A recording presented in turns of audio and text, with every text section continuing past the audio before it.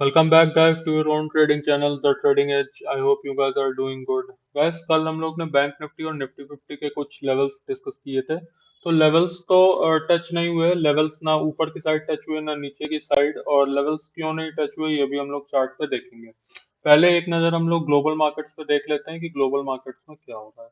Guys, global markets में आप अगर देखें तो आपको एक स्लाइट सी पॉजिटिविटी देखने को मिल रही है। इनफैक्ट स्लाइट सी नहीं, मैं बोलूंगा कि अच्छी खासी पॉजिटिविटी है, चाहे वो यूएस मार्केट्स हो, चाहे वो यूरोपियन मार्केट्स हो, चाहे वो एशियन मार्केट्स हो। गिफ्ट निफ्टी भी 83 पॉइंट्स प्लस ट्रेड कर रही है। एंड जापान मार्केट भी आप अगर देखें तो 1.09% आप तो फिलहाल तो रुख पॉजिटिव लग रहा है। लेकिन मैंने कल भी आपको बताया था कि आपको अपनी ट्रेड किसी भी ग्लोबल मार्केट को देख के नहीं लेना है कि भाई आज मार्केट पॉजिटिव है तो मैंने अगले दिन पॉजिटिव ट्रेड ले ली, और आज अगर ग्लोबल मार्केट नेगेटिव है तो मैंने अगले दिन नेगेटिव ट्रेड ले ली। हम लोग चार्ट पे देखेंगे क्या हो रहा है, देन हम लोग आगे बात करेंगे।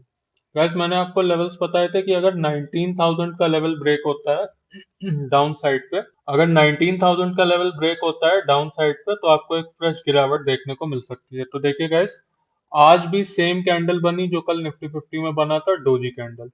जिस प्राइस पे मार्केट ओपन हुआ, एक बार ऊपर गई एक बार नीचे गई और उसी प्राइस पे आके क्लोज हो गई। इसका मतलब ये है कि बायर्स और सेलर्स में अभी भी ये डाउट है। बायर्स को ऐसा लगता है कि हम लोग मार्केट ऊपर ले जाएंगे, सेलर्स को ऐसा लगता है हम लोग मार्केट नीचे ले जाएंगे। लेकिन आखिरी में समझौता ये होता है कि भाई जिस प्राइस पे वो ओपन होता है उसी प्राइस पे वो क्लोज हो जाता है। तो this is the kind of thing happening in the market right now. जब तक डोजी कैंडल्स बनती रहेंगी तब तक आपको एक डायरेक्शनल मूवमेंट देखने को नहीं मिलेगा। डोजी कैंडल के बाद कोई भी कैंडल जो भी बनता है उससे आपको अगले मूवमेंट का पता चलेगा। अगर निफ्टी फिफ्टी की बात कर लें गाइस तो देखिए, जो मेरे लेवल्स थे वो अभी भी इंटैक्ट हैं, which is 19,200 and 19,000, 19,200 for the upper side and 19,000 for the lower side। और मैं तो ये कहूंगा कि अगर आप लोग निफ्टी फिफ्टी में इंट्राडे ट्रेड लेते हैं, मेरे हिसाब से, बाकी आपकी इच्छा है, अकॉर्डिंग टू मी 19,000 बहुत इंपॉर्टेंट सपोर्ट है। आपको कोई भी लोअर साइड का ट्रेड, कोई भी पुट साइड का ट्रेड 19,000 के ब्रेक से पहले नहीं लेना चाहिए।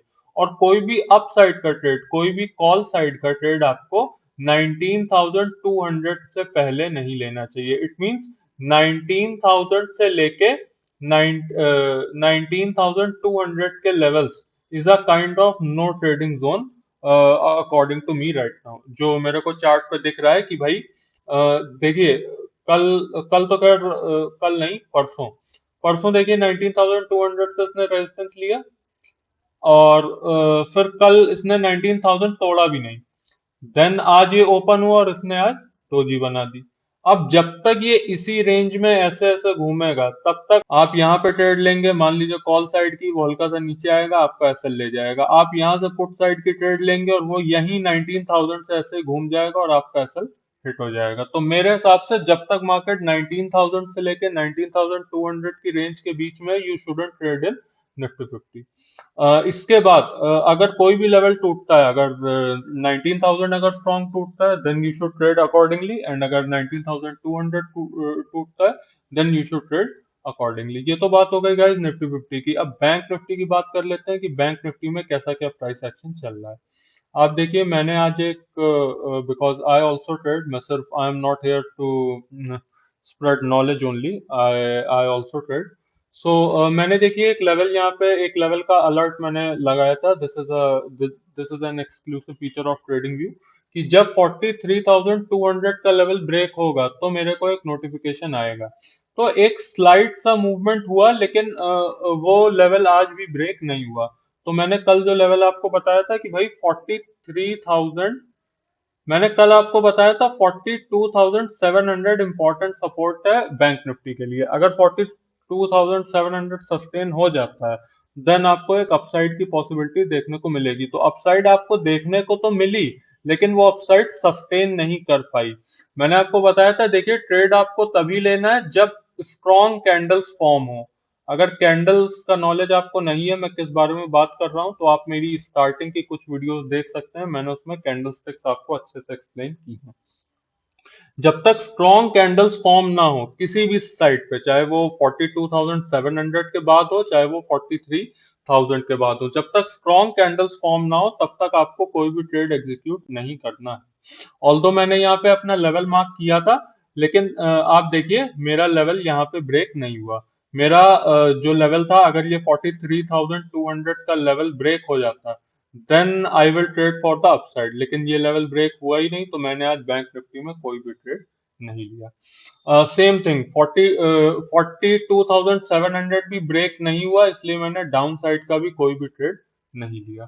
तो लेवल्स गाइस अभी भी वैसे इंटैक्ट है। 42,700 के लेवल को आप एक स्ट्रॉन्ग सपोर्ट मानिए, और 43,000 पे तो अभी है ही है, लेकिन मैंने आपको बताया कि होने से मतलब नहीं है अपने को मतलब है कि स्ट्रॉन्ग कैंडल्स 15-15 मिनट पे फॉर्म हो। 15 मिनट के टाइम फ्रेम पे स्ट्रॉन्ग कैंडल्स ग्रीन, अगर अपसाइड की पॉसिबिलिटी है आपको, तो ग्रीन कैंडल्स अपसाइड की 15-15 मिनट में 43,000 के लेवल के बाद फॉर्म होनी चाहिए। अगर फॉर्म होंगी then we should trade for the upside, we should trade accordingly. हम प्राइस एक्शन देखेंगे, अगर हमें ब्रेकआउट स्ट्रॉन्ग लगेगा देन वी कैन ट्रेड, अगर नहीं लगेगा देन वी शुड अवॉइड।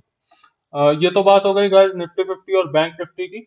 अगर मैंने आपको कल एक चीज समझाई थी, ओपन इंटरेस्ट, तो जिन लोगों को नहीं पता है मैं उन्हें बता दूं। ओपन इंटरेस्ट जस्ट हमें ये बताता है कि किस लेवल पे बायर्स ज्यादा बैठे हैं, किस लेवल पे सेलर्स ज्यादा बैठे हैं। तो अब मैं आज निफ्टी 50 का ओपन इंटरेस्ट नहीं डिस्कस करूंगा, क्योंकि आज निफ्टी 50 की एक्सपायरी थी, एंड जो नेक्स्ट एक्सपायरी है उसके लिए अभी सारे कॉन्ट्रैक्ट्स ठीक से डेटा पे शो नहीं होंगे। निफ्टी 50 और बैंक निफ्टी की एक्सपायरी अलग अलग दिन होने के कारण अब जो निफ्टी 50 का एक्सपायरी है वो थर्सडे को होता है, एंड जो बैंक निफ्टी का एक्सपायरी है वो वेंसडे को होता है। तो बैंक निफ्टी डिस्कस कर लेते हैं, क्योंकि बैंक निफ्टी की एक्सपायरी कल थी और अच्छे खासे कॉन्ट्रैक्ट फॉर्म हो गए हैं। देखिए जो बात मैंने आपको पीछे बताई वही चीज आपको ओपन इंटरेस्ट पे भी देखने को मिल रही है।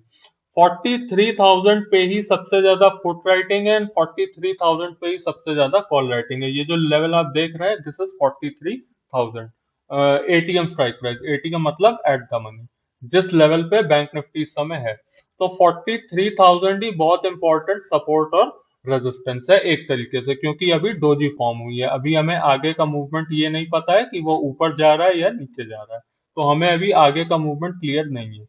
तो 43,000 is a kind of make और ब्रेक लेवल। जब तक यहां से कॉल राइटर्स या पुट राइटर्स अपनी पोजीशन नहीं काटेंगे तब तक हमें आगे का मूव पता नहीं चलेगा।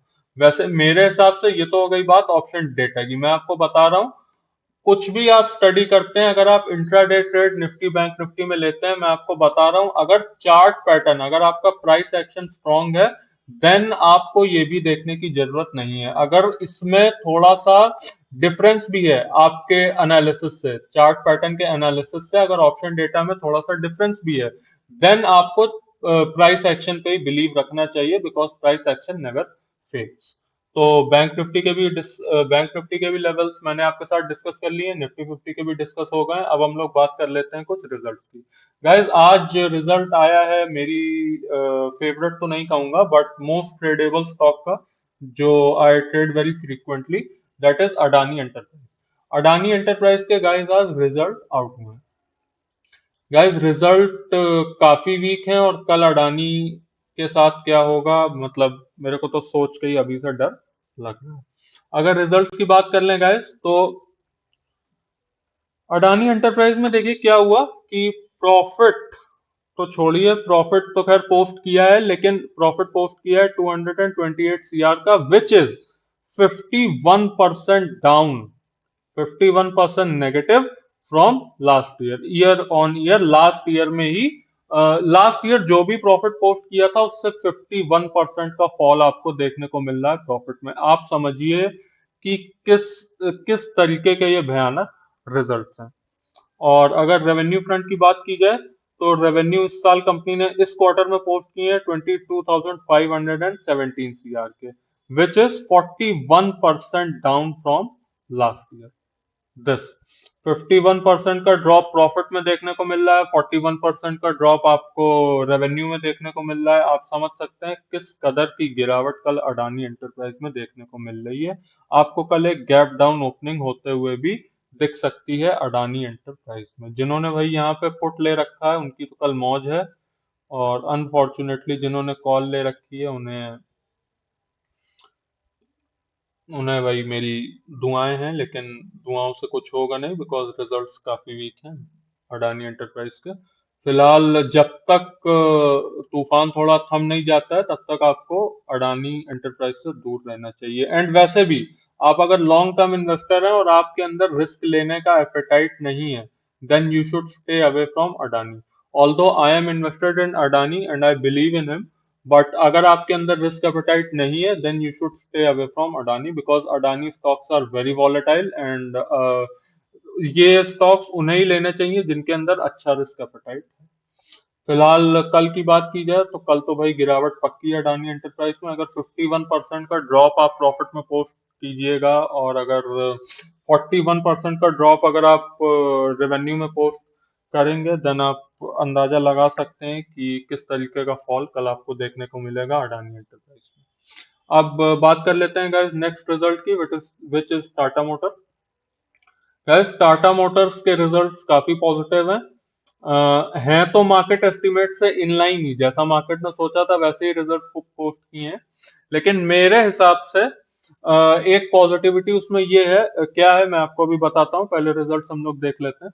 गाइस प्रॉफिट इस साल कंपनी ने पोस्ट किए हैं 3764 CR के। मार्केट को एक्सपेक्टेड था कि 4039 CR के प्रॉफिट पोस्ट होंगे। तो this is kind of inline. जो डिफरेंस है इन दोनों नंबरों के बीच में वो है 6.8% का। तो मार्केट को ये एक्सपेक्टेड था, कंपनी ने ये पोस्ट किया। 6.8% का डिफरेंस है मार्केट एस्टिमेट से नेगेटिव में। तो एज सच नेगेटिव नहीं है, क्यों नेगेटिव नहीं है वो भी मैं आपको बता देता हूँ अभी कुछ देर में। रेवेन्यू की बात की जाए गाइस तो रेवेन्यू कंपनी ने पोस्ट किया है 1.05 सीआर का, नहीं 1.05 लाख सीआर का, ठीक है। और मार्केट को भी यही एक्सपेक्टेड था कि कंपनी 1.05 लाख सीआर के रेवेन्यू पोस्ट करेगी। तो देखिए मार्केट को भी यही एक्सपेक्टेड था, कंपनी ने भी यही पोस्ट किया है। This is inline result, okay. अगर मार्जिन फ्रंट की बात की जाए कि मार्जिन पे क्या हुआ है, तो मार्जिन इस साल कंपनी ने पोस्ट किया 13.1% का, और जो मार्केट को एक्सपेक्टेड था वो था 12.8%। तो रेवेन्यू फ्रंट रेवेन्यू रेवेन्यू तो ये हो गया। मार्जिन फ्रंट पे देखा जाए तो भी रिजल्ट्स इन लाइन है, रेवेन्यू फ्रंट पे देखा जाए तो भी रिजल्ट्स इन लाइन है। प्रॉफिट में ऑल्दो 6.8% का ड्रॉप है मार्केट एक्सपेक्टेशन से, लेकिन ये पॉजिटिव है। पॉजिटिव क्यों है वो भी मैं आपको बता देता हूँ। Last year pardon me gas, last year जिन्हें नहीं पता है, टाटा मोटर्स ने नेट लॉस पोस्ट किया था इसी टाइम पे, विच इज ऑफ 944 CR का। इतना कंपनी को नेट लॉस हुआ था लास्ट ईयर इसी समय, एंड कंपनी ने ये लॉस भी पूरा रिकवर किया एंड इतना प्रॉफिट भी किया। तो इतना अगर गैप है मार्केट एस्टिमेट से, तो I don't think so it's very negative, because company ने अपना लॉस लॉस पूरा करके इन प्रॉफिट्स को पोस्ट किया है। तो according to me this is a positive result. लेकिन जो चार्ट पे दिख रहा है वो थोड़ा सा पॉजिटिव नहीं है। थोड़ा सा क्या मतलब, इट्स काइंड ऑफ ये इसी रेंज में फंसा रह जाएगा। मैं अगर रेंज आपको बता दूं तो ये वाली रेंज है, ये देख रहे हैं आप, this is kind of a poll, ये एक टाइप का पोल है ये, एंड इसी रेंज में वो घूमेगा। जब तक इस रेंज में घूमेगा तब तक यू शुडंट इन्वेस्ट, ठीक है। ये मेरा व्यू है, आपका व्यू मेरे से डिफरेंट भी हो सकता है। मैंने कल भी आपको बोला था कि इन्वेस्टमेंट चॉइस हमेशा आपका है। I am just here to teach you guys, okay. So ये तो बात हो गई टाटा मोटर्स की। ऑल्दो टाटा मोटर्स के रिजल्ट्स पॉजिटिव हैं एंड अडानी एंटरप्राइज के रिजल्ट्स एक्सट्रीम एक्सट्रीम नेगेटिव हैं। तो कल देखिएगा, देखिए टाटा मोटर्स का तो कल क्या होगा कि हो सकता है फ्लैट ओपन हो सकता है थोड़ा सा पॉजिटिव ओपन हो, क्योंकि रिजल्ट कंपनी ने ठीक पोस्ट किए। लेकिन अडानी एंटरप्राइज में कल आपको पक्का गिरावट देखने को मिलेगी। अब बात कर लेते हैं गाइस आईपीओ की। देखिए आज मामाअर्थ का आईपीओ सब्सक्राइब हो गया है 7.6 नॉट परसेंट, सॉरी 7.61 टाइम्स। इतना कम सब्सक्रिप्शन अगर किसी आईपीओ का होगा, देन आप अंदाजा लगा सकते हैं उसकी लिस्टिंग कैसी होगी। मैंने आपको डे वन पे भी बोला था कि इससे गंदा आईपीओ नायका के बाद से कोई भी मार्केट में नहीं आया है। एंड इसकी लिस्टिंग अगर नेगेटिव भी हो जाती है, then I shouldn't be very surprise. तो ये तो बात हो गई आईपीओ की, और सारी न्यूज़ डिस्कस हो गई हैं। आईपीओ डिस्कस हो गया है, निफ्टी बैंक निफ्टी डिस्कस हो गया है। गाइस वीडियो एंड होने वाला है, एक्चुअली एंड हो ही गया है। अगर आपको वीडियो अच्छा लगा हो तो लाइक कर दो यार, सब्सक्राइब कर दो, एंड अपने फ्रेंड्स के साथ शेयर करो who trade in stock market. और that's it from my side guys, bye bye for now.